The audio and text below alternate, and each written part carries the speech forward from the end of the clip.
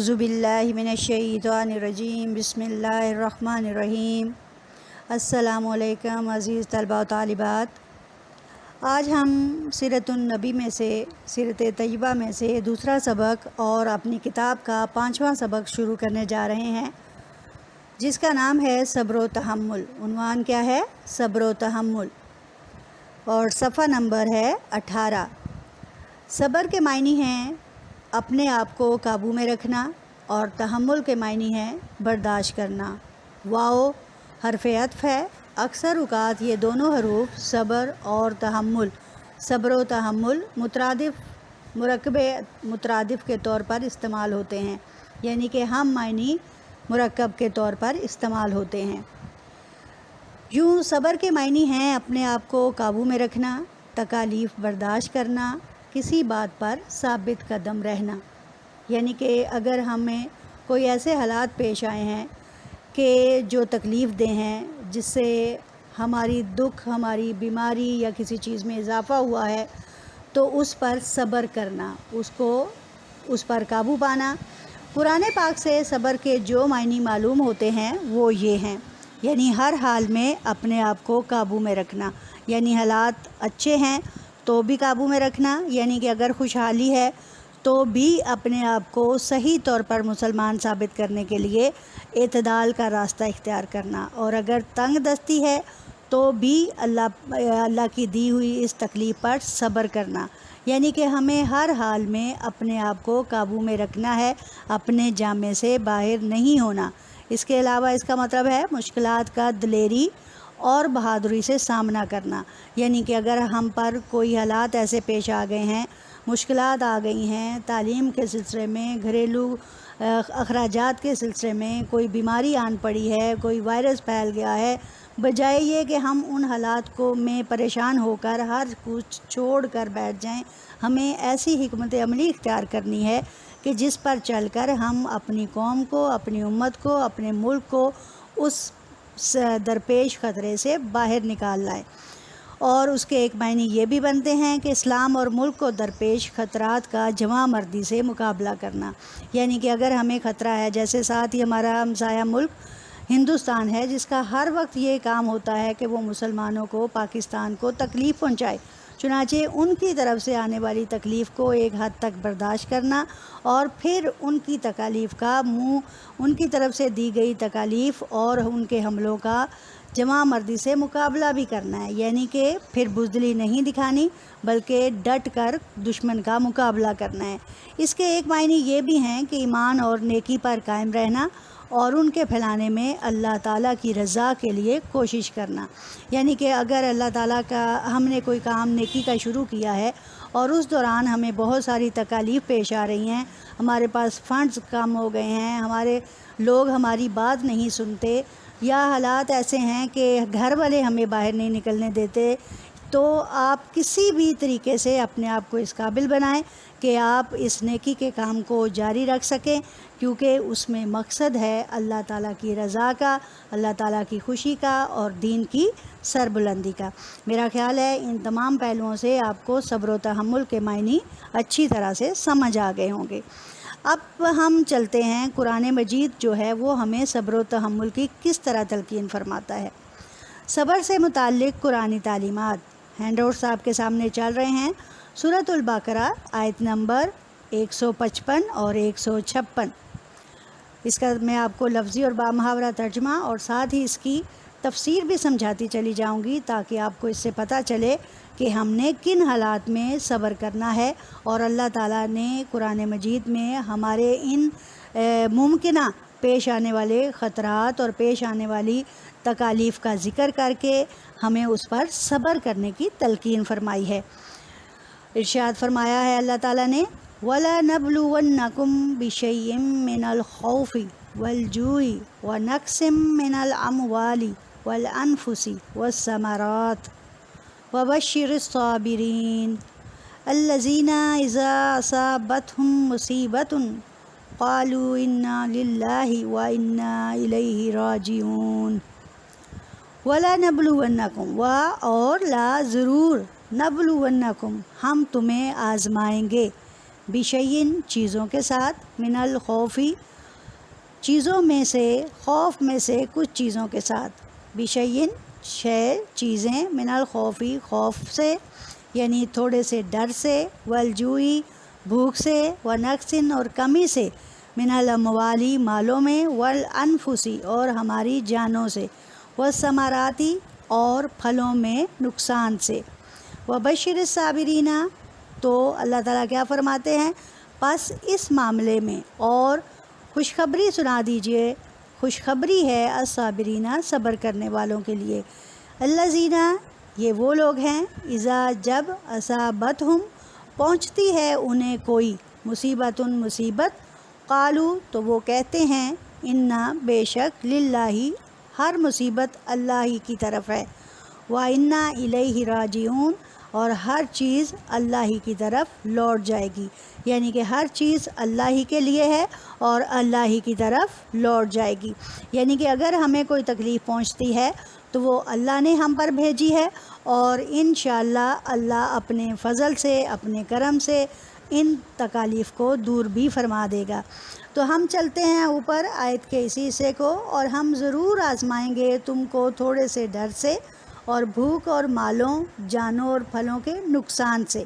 اور خوشخبری دے دیجئے ان صبر کرنے والوں کو کہ جب انہیں کوئی مصیبت پہنچتی ہے تو کہتے ہیں ہم اللہ ہی کے ہیں اور اسی کی طرف لوٹنے والے ہیں۔ یہاں آپ کو اوپر بیسک جو چیزیں نظر آ رہی ہیں وہ کیا ہے کہ ڈر سے، من الخوفی والجوعی یعنی کہ تھوڑے سے ڈر سے، یعنی کہ ہم گھبرا جاتے ہیں، ہم پر کوئی ایسے حالات پیش آتے ہیں تو ہم ڈر جاتے ہیں، گھبرا جاتے ہیں کہ ہائے اللہ کیسے ان کو قابو میں کریں گے، کس طرح اس چیز کو برداشت کریں گے، والجوعی اور بھوک سے، یعنی کہ کسی حد تک ہم سے رزق اگر چھین لیا جائے، ہمیں دکھ پہنچے تو ہم صبر کیسے کریں گے، ونقص اور کمی سے، من الاموالی اور مالوں سے، یعنی مالوں میں اگر کمی واقع آ جاتی ہے، ہم نے کوئی کاروبار شروع کیا ہے اور اس میں کوئی تکلیف آ جاتی ہے، اس میں کوئی کمی آ جاتی ہے، ہمارا منافع خاطر خواہ نہیں ہوا، تو اس صورت میں بھی ہم نے صبر کرنا ہے اور اللہ تعالیٰ سے اس سلسلے میں مدد مانگنی ہے، والانفسی اور بعض اوقات ہماری جانوں کو نقصان پہنچ جاتا ہے، ہم بیمار ہو جاتے ہیں، ہم پریشان ہو جاتے ہیں، اور اس حالات میں ہم نے اس وقت بھی اپنے آپ کو قابو میں رکھنا ہے، والثمراتی اور پھلوں کے نقصان سے، مثلاً اس کی مثال آپ کے سامنے ہے کہ ایک کسان ہے، اس نے سال بھر محنت کی ہے، اس نے اپنی فصل کو خوب پانی دیا، سارے حالات ٹھیک رہے، فصل خوب لہلہائی، لیکن اچانک کوئی قدرتی آفت آئی اور ان کے پھل جو ہیں، اس کا جو کھیت کا ثمر ہے، اس کا کھیت کی جو فصل ہے، یعنی جو فصل ہے وہ برابر پھل نہیں دے پائی، تو کیا ہوا، اس نقصان سے بھی اللہ تعالیٰ ہمیں کسی حد تک آزمائے گا، یعنی کہ اللہ تعالیٰ ہمیں اس نقصان سے بھی بچائے گا، اور اس حالات میں اگر ہم قابو پائیں گے تو ہی ہم اس چیز پر چل پائیں گے، وبشر الصابرین اور ایسے حالات میں جب ہمیں ہماری جانوں کا بھی نقصان ہو جائے، ہمارے مالوں میں بھی نقصان ہو جائے، یہ ہر ایک پر طرح طرح سے آتے ہیں، ایک ہی وقت پر ایسی چیزیں نہیں آتی، لیکن اگر آ بھی جائیں تو بھی ہم نے کیا کرنا ہے، صرف اور صرف صبر کرنا ہے، یعنی کہ کسی حد تک اپنے خوف پر قابو پانا ہے، ہم نے بھوک اور مشکل حالات میں اپنے آپ کو قابو میں رکھنا ہے، اور اگر ہماری جانوں اور ہمارے پھلوں، ہماری فصلوں میں کوئی ایسی بیماری آ گئی ہے، کوئی تکلیف آ گئی ہے، تو ہم نے اس کو بھی قابو میں رکھنا ہے اور اس پر صبر کرنا ہے، اور اللہ تعالیٰ کیا فرماتے ہیں کہ جو لوگ صبر کرتے ہیں ان کے لیے بہت بڑی خوشخبری ہے، کیونکہ اللہ تعالیٰ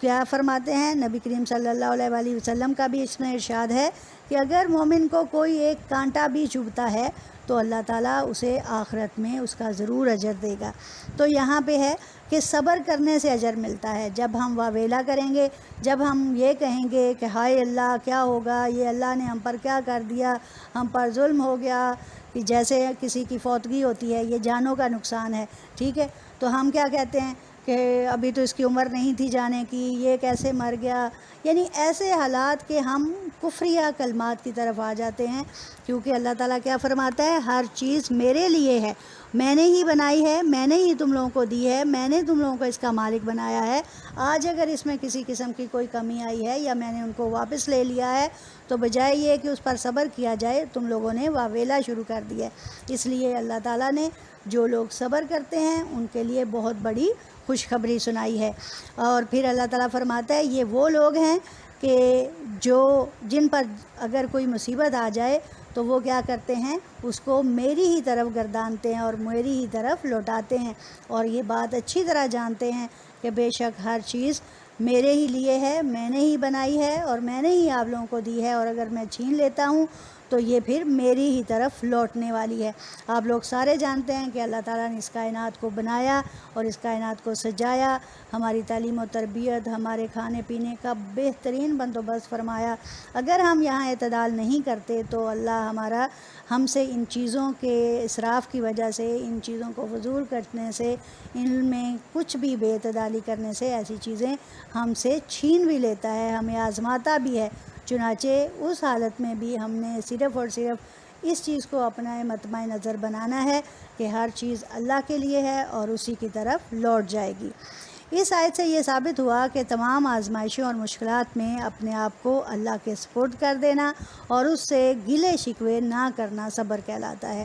جو میں نے اوپر آپ کو بات سمجھائی، ایک دوسری آیت میں اللہ تعالیٰ کیا فرماتے ہیں، الذین، یہ وہ لوگ ہیں، صبر کرنے والے، یعنی صبر کرنے والے وہی لوگ ہیں، وعلی ربہم، اور اللہ پر، ربہم، اپنے رب پر، یتوکلون، وہ توکل کرتے ہیں، یعنی صبر کرنے والے اللہ ہی پر توکل کرتے ہیں، اللہ ہی پر بھروسہ رکھتے ہیں۔ انہیں اس چیز کا کامل یقین ہوتا ہے کہ جو کچھ بھی ہم پر پیش آ رہا ہے وہ ہمارے اللہ کی طرف سے ہے۔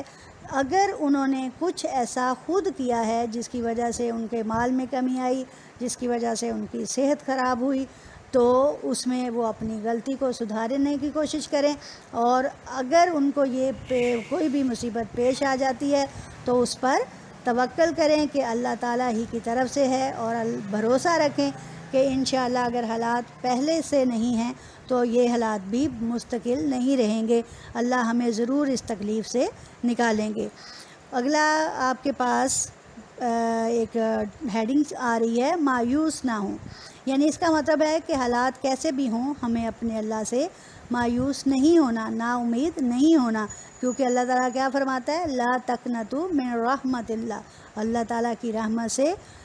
نا امیدی نہ کرو۔ اس میں کوئی شک نہیں کہ اللہ تعالیٰ سب کچھ دینے والا ہے، مگر اس کے لیے محنت کرنے کی ضرورت ہے، اور محنت کے باوجود بھی اگر انسان کسی معاملے میں ناکام ہوتا ہے، یعنی بار بار کوشش کرتا ہے اور بار بار ناکام ہوتا ہے، تو اس کو اللہ کی طرف سے ایک آزمائش سمجھنا اور خوشی سے برداشت کرنا چاہیے۔ بندہ نا امید نہ ہو بلکہ اپنی محنت جاری رکھے اور اس وقتی ناکامی کو اپنے مستقبل کے لیے کامیابی کا زینہ سمجھے۔ یعنی اس میں ایک اور آیت، ان لیس للانسان الا ما سعی،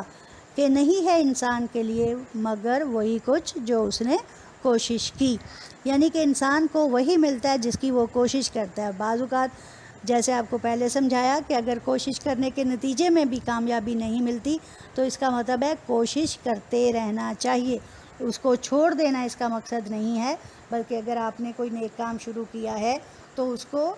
کرتے رہنا چاہیے، اور اس حالات میں کہ آپ پر مختلف تکلیفیں آ رہی ہیں آپ اس کو برداشت کریں۔ اگلا ٹاپک ہے ہمارے پاس، اترائیں نہیں، یعنی کہ اگر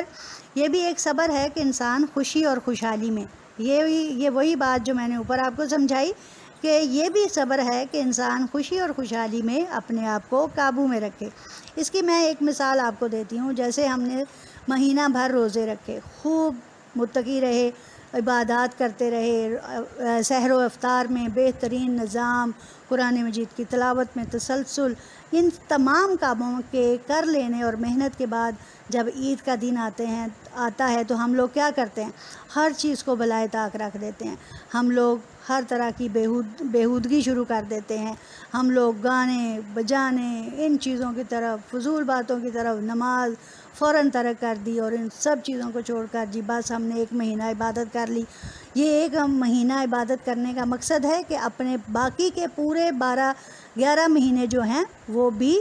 صبر کے ساتھ گزارے جائیں، وہ بھی اللہ اور اس کے رسول کے حکم کے مطابق گزارے جائیں، اور ان حالات میں خوشی کے موقعوں پر بھی اپنے آپ کو قابو میں رکھنا۔ بے شک خوشی کے موقعوں پر آپ خوشی کے لیے اپنے اللہ اور اس کے رسول کی دی ہوئی حدود کے اندر رہ کر خوشیوں کو منائیں، تو ان حالات میں بھی اپنے آپ کو قابو رکھنا ہوتا ہے۔ وہاں یہ نہیں کہ اٹھیں اور ہم ڈیک لگا لیں اور ہم فضول خرچی شروع کر دیں، ہم گانے بجانے شروع کر دیں اور ہم اپنی تمام اقدار جو ہیں ان کو بھول جائیں۔ بسا اوقات لوگ خوشی اور خوشحالی میں قابو سے باہر ہو جاتے ہیں، اور بجائے اس کے کہ وہ اللہ کی نعمتوں کا شکر ادا کریں، اللہ کی نعمتوں کی بے قدری کرتے ہیں اور فخر و غرور کا اظہار کرنے لگتے ہیں۔ اس لیے اسلام نے ہر حالت میں، خواہ وہ خوشی کی ہو یا پریشانی اور تکلیف کی، صبر کرنے کی تلقین فرمائی ہے۔ میرا خیال ہے میرے بچوں کو آج اتنا ہی کافی ہے۔ آپ کو صبر سے متعلق یہ جو باتیں ہیں قرآن مجید سے، آپ کو میں نے اس کی 2 آیات، ایک سورہ نحل، سورہ بقرہ، ان کی آیات سے آپ کو جو بات ڈیفائن کی ہے، اللہ کرے آپ کو اچھی طرح سے سمجھ آ گئی ہو۔ اور آپ کو بیٹا کیا کرنا ہے، یہ چیزیں جو ہمیں آپ صلی اللہ علیہ وآلہ وسلم کی زندگی سے اور قرآن مجید سے اس کی تعلیم دی جا رہی ہے، ان کے پڑھانے کا مقصد یہ ہے کہ آپ بھی اپنی زندگی کو تبدیل کریں، آپ بھی اپنی زندگی میں آنے والے حالات پر قابو پائیں، مشکل پر صبر کریں اور صبر کا دامن کسی طور ہاتھ سے نہ جانے دیں۔ وآخر دعوانا الحمدللہ رب العالمین۔ اپنا خیال رکھیے گا، بہت سارا پیار، اللہ حافظ۔